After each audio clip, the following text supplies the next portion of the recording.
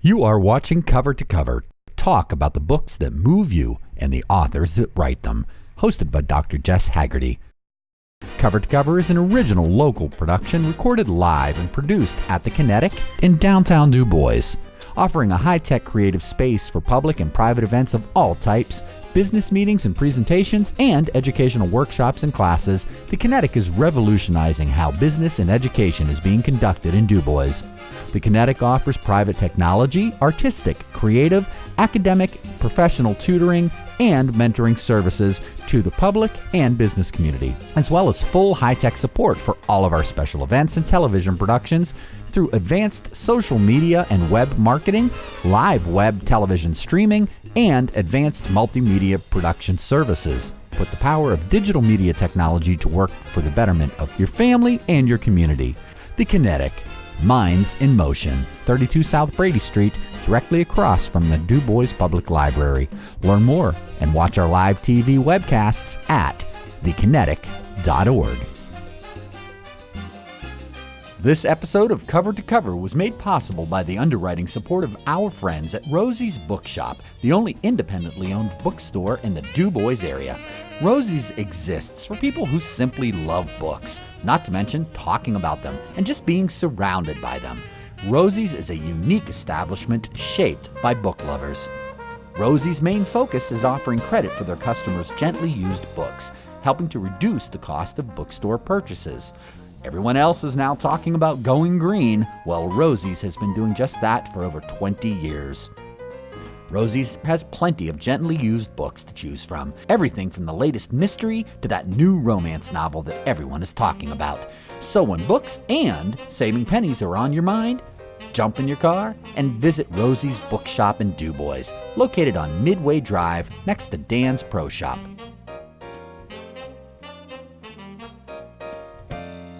Welcome to another great episode of Cover to Cover. I'm your host, Dr. Jess Haggerty, and today we'll be talking to two other great local authors. We're going to start out talking with Judy Ann Davis, author of Key to Love. So we'll start there, and then we will finish up our half hour talking with Dr. Randy W. McCall, author of Life in a Tree Stand. So thank you so much for joining us today, Judy. Thanks for having me. So tell us a little bit about yourself. Okay, basically I was a journalism and communications major and graduated from Point Park University many years ago, and wrote everything that you could possibly think of: grants, curriculum, everything for business and industry. And then I decided I really wanted to try fiction. And what kind of gave you that, I guess, incentive to do it? What caused you to make the leap? Early retirement. Early retirement. I had all these stories swirling around in my mind. Basically, I'm a short story writer, first and foremost, and even when I was writing for newspapers and magazines and stuff, I was writing short stories and sending them out to small literary magazines and making some money, from $10 for a short story to $450 if you were lucky. And I knew that I could write fiction, but I didn't know if I could do it in a long form. So I decided to take early retirement and just give it a whirl and see how it came out. Awesome. So do you miss the journalistic style of writing? Since I could also do a lot of technical writing and a lot of grant writing and stuff, I really have to be honest and say that I don't miss it that much. And fiction writing, of course, gives you a lot more leeway in coming up with your own story, your own storylines, your own storyboards, your own ideas, your own characters. You get to create everything. You get to create the world of that book. And that's so exciting. Something that I think a lot of us enjoy is getting lost in that world. So how do you do it? Where do you start? Do you start with characters? Do you start with a scenario? I think like most writers, we are what-if people. We look at a situation, we're standing in a mall, we see something happening, and we go, what if we could make this into the story, would happen next? As a short story writer, I've always known when I started a short story, the beginning and the end. I never know quite what's in the middle. And I found that that works well for novels. I come up with this idea, and I always know the beginning, and I know how I think it's going to end, and then the middle kind of falls into place. I'm both a seat of the pants writer, where I sit down and I force my characters to move around, but I also have a very loose, rough outline so that if you get off kilter, you can get back on to the and start moving towards your ending. How often or how much freedom do you give yourself to make those changes to the outline when the characters are moving around? Do they ever really throw you off path and change your ending? A lot of times they do that, and then you really have to step away from the book for a while. You have to decide whether you want to force the characters towards the ending, whether you want to go back to the outline, or for me, I'm also a woodworker. I just go to the wood shop and I decide to let them swirl around in my mind a little bit more so I can go back to the computer and start from where I am. Great. So in terms of that, that seems to be a great way to get a lot of character development and really get to know your characters. So how much of that just happens in your mind, and how much of it happens on the page, and how much of that gets cut and kind of is left on the floor when you're done with the novel? That's a good question. I think that most of it really starts in the mind but goes onto the paper. But characters, and this is really hard to explain to people that don't write fiction, characters have a mind of their own, and once you start typing on the computer, they take off in all different directions, and sometimes you have to rein them back. The nice thing about writing fiction is when people lay in bed at night and they can't sleep, and they're worried about the next day or something that's happened in their lives, I lay in bed and say, I've got this character in this scene, now how do I take them to the next one? So it's kind of fun for us because we are always thinking about the next book, the next idea, the next character. We never get away from writing. Excellent. So tell me, how did you first meet Lizzie, and how did you first meet Lucas? Were they immediately kind of together in your mind, or? They were just Lizzie just popped up, and this was one of the books that really just free flowed. I didn't have to do much work. I will truthfully say that I did watch a little boy eat and sort animal crackers in a place, and he was literally making friends and enemies with his animal crackers and sorting them out. And that was like just like a catapult that just like threw me. I want that kid in my story, because that's an unusual thing to be doing, to making friends out of your animal crackers. So a lot of it is you take something from real life, but you just change it or twist it. It's something that sticks with you, and usually if it's whatever is sticking with you, you should probably use in the story. Excellent. So the title, Key to Love, and I know you near the end of the book, you have her father kind of talk about what that means, but is there more to it what would you say? How does the key to love fit the story, and how does it fit our lives as readers, as people? The key to love is that as Oliver Wendell Holmes said, the key to love is finding happiness, and I chose that just because she was searching when she was on the West Coast and then came to the East Coast because her father was injured. She was seeking a new life, or seeking that what was going to make her happy. And throughout the whole novel, you'll see that she just ponders this situation over and over again. Should I go to the West Coast? Should I stay on the East Coast? And finally, she does find her key to happiness, which is her key to love. Excellent. And I love how you bring those together, that love and happiness are kind of necessary for each other to exist. Absolutely.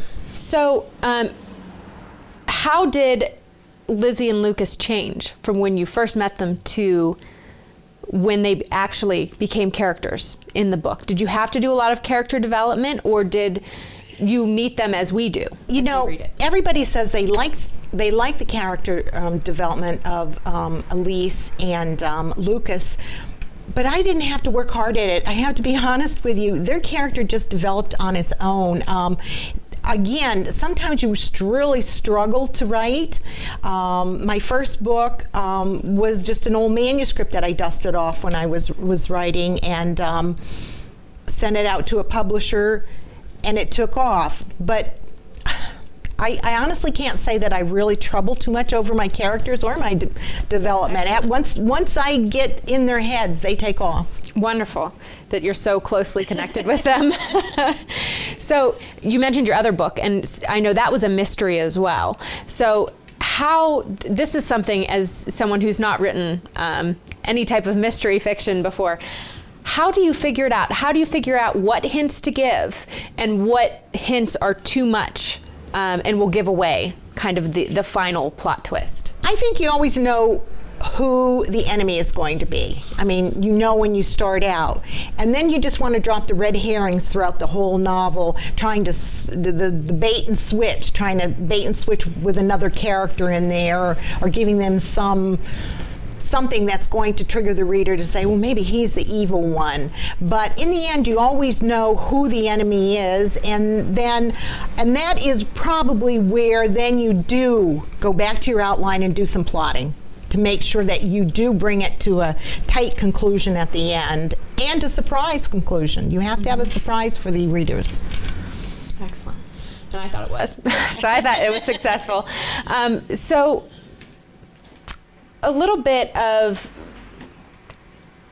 in terms of when you're dealing with writing something for a certain genre, you know, obviously we've talked a little bit about the mystery part there, but in terms of the romantic part, romance novels tend to have a specific recipe.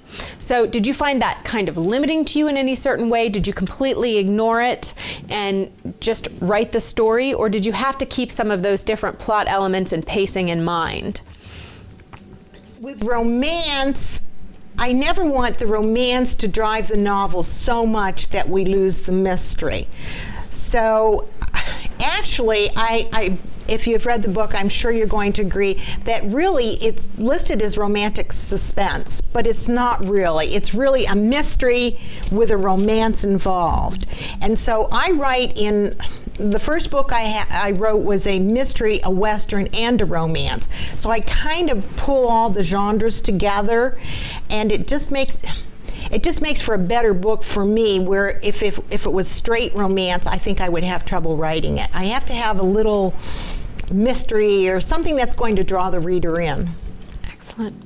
So how would you say writing this book, or writing short stories, or writing basically any type of fiction is different from story to story? What do you have to keep in mind? What do you have to kind of allow yourself as a writer to do? I love the short story. I'm actually a short story writer. I will admit it to everyone. The novels they just got themselves written somehow along the way. I love the short story because you can sit down, you have a beginning, a middle, and ending. You can sit down and in 5 to 10 minutes, you can be amused, you can go off into another world. You can have an insight into another world in a 10-minute read. So I'm a short story writer at heart. So I would say that drives all my writing, all my fiction writing, knowing that beginning and ending, and even the beginning, like we said before, the beginning and ending in the novel, and then the middle is maybe a little shaky. You have to kind of work that one out. But it's because I'm driven with a short story genre that I think drives all my other writing. Excellent. So we've talked a little bit about the book, but now let's talk about you. What if our viewers have questions for you? How can they get in touch with you? My website is www.judyanndavis.com, and on that website you can find me on Twitter, you can find me on Facebook, and all my books are listed there as well. Excellent. Well, we've really enjoyed having you. Thank you for sharing your book and a little bit about yourself with us. What we're going to do now is take a short break. We want to give special thanks to our underwriter, Rosie's Bookshop. You can find Rosie's at 323 Midway Drive, right here in DuBois. And you'll be able to find Judy's book, Key to Love, there, as well as your first book. Yes, and Red Fox Woman. Red Fox Woman. So you can find both of them there. And we hope that you'll check them out and get in touch with Judy to ask her any more questions that you have. All right. Thank you guys so much, and we'll be right back.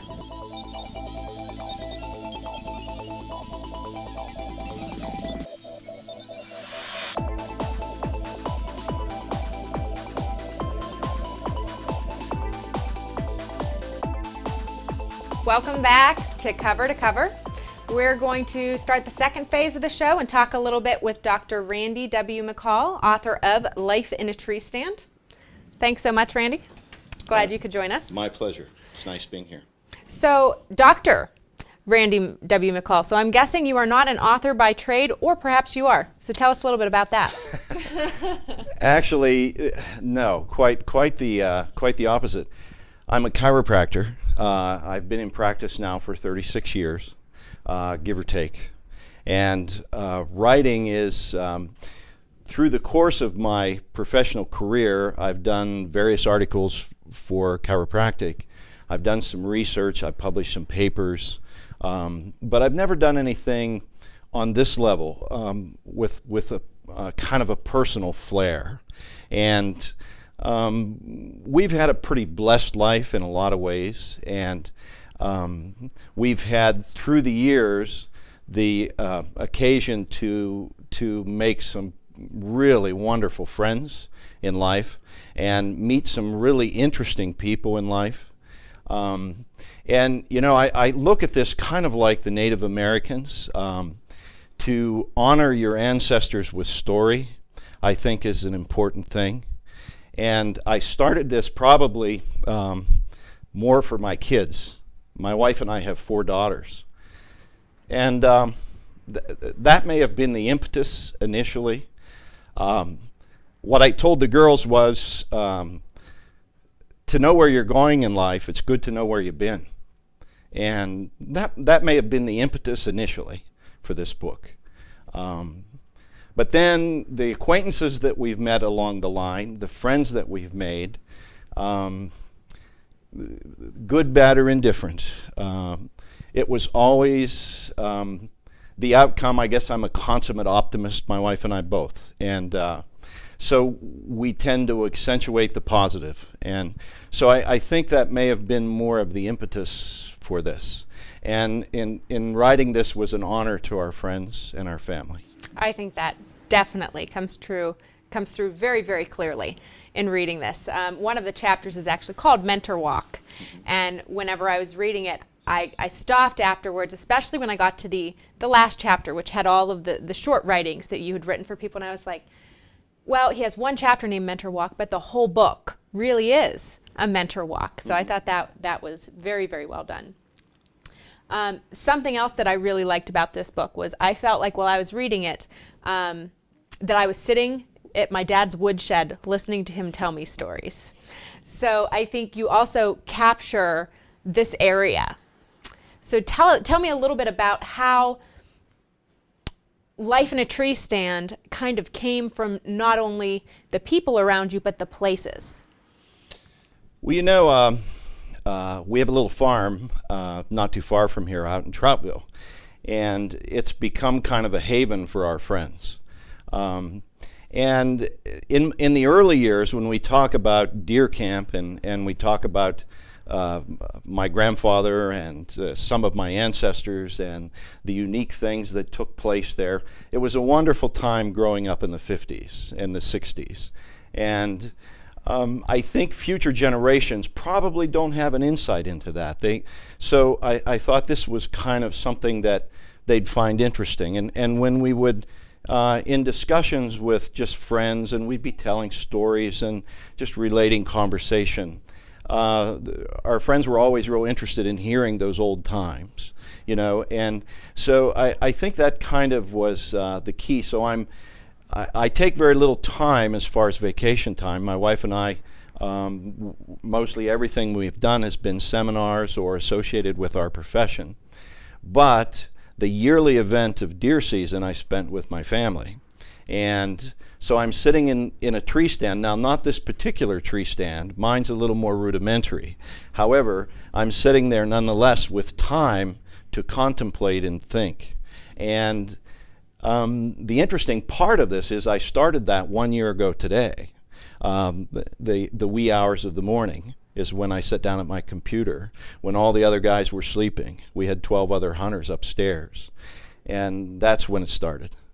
So that's kind of how that works. And that was a question I had, since there were 11 chapters, and you have your 11 days, right? Mm-hmm. So did you write a chapter a day during one hunting season, or did you just kind of do an outline over that period? Well, of course, sitting in the tree stand, I didn't really write anything. I'm just organizing it in my head. And then when I would come back, time constraints wouldn't allow me to write a whole lot there, but at least I started. And then after that, I've become kind of an insomniac. I would write in the wee hours of the morning when when I couldn't sleep. I just quietly retired to the dining area and sat with my computer. So it wasn't the significance of 11 chapters probably didn't have any significance to the 11 days off, although in retrospect, that's kind of an interesting point I didn't think about. It's amazing what we learn, not only from the writing, but from the reading. Yeah. So another question I had for you was, you talk, especially in the very first chapter when you're talking about Pappy art, you mention a couple times that this was a lesson I learned, but I didn't realize I learned it. Mm-hmm. So I didn't know if you just gradually realized you'd learned those lessons over time, or if through the writing it became, you kind of realized, oh yeah, that's where I learned that. Mm-hmm. I think that's probably speaks more to maturity. As a young man, you see things differently. A lot of the encounters you have with your family and the lessons learned might not be might not strike you at the time. It's something that as time progresses and as you progress down the path line of life, and you gain a greater understanding for just life itself, you think back on the experiences you had as a child, which at some point you have like an aha moment that says, well, that makes perfect sense to me now, you know. And I think there were a number of instances. Pappy Art was an amazing guy, really. And I wished I was old enough at that time to appreciate it more. So do you hope that the people who read this, your daughters and anyone else who happens to pick it up, are kind of learning that those lessons as well, or are they only lessons that you can learn through experience?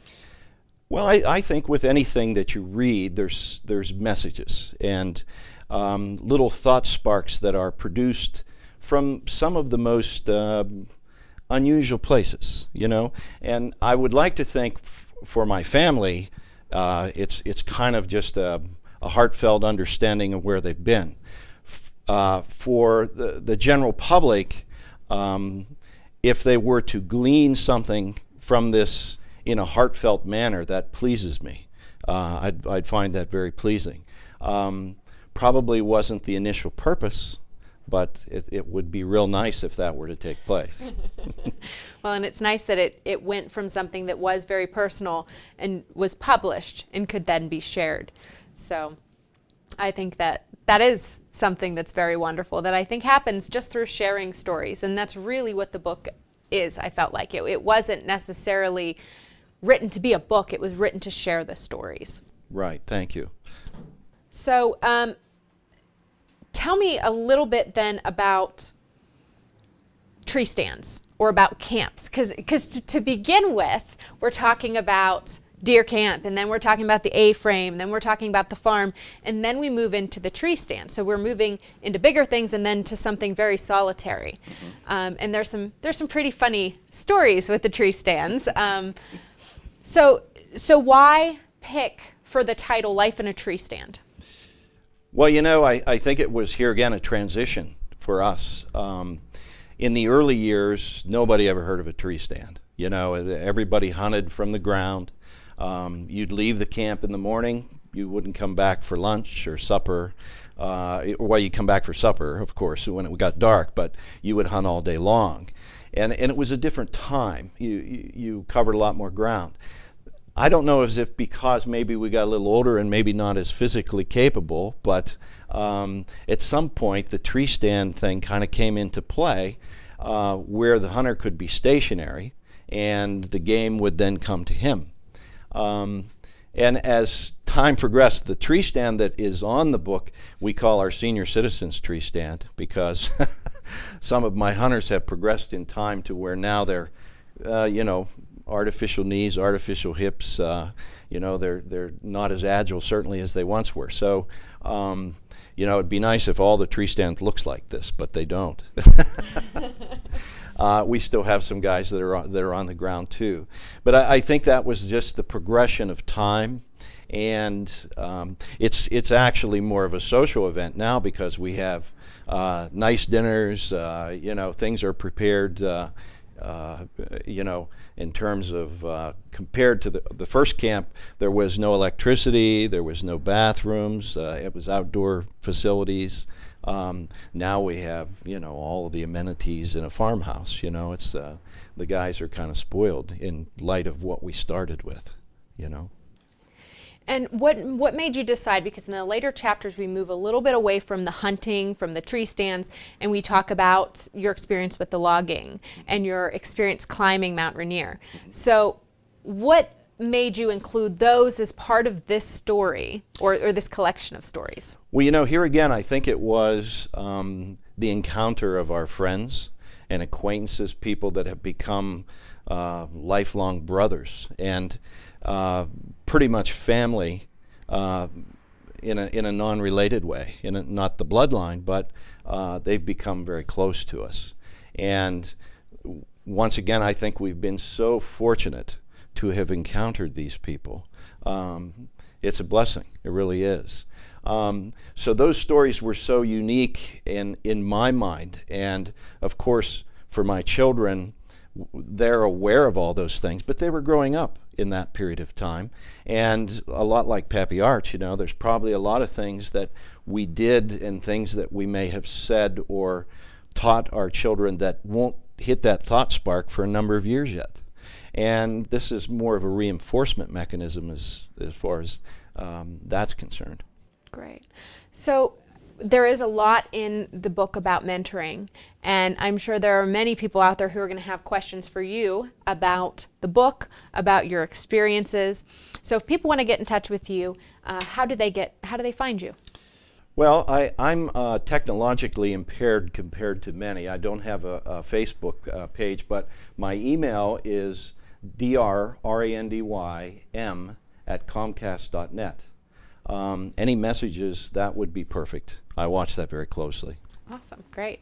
And are you open to mentoring young people who are interested? Absolutely. That's part of what we do in our profession, but in life as well.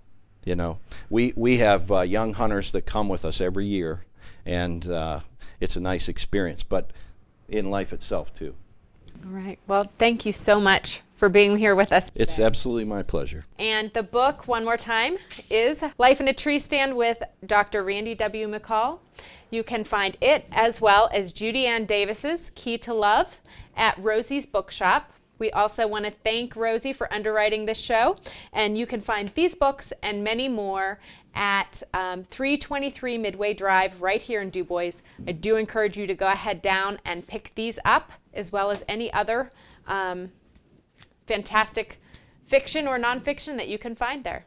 Thanks so much, everybody, and we'll see you next time.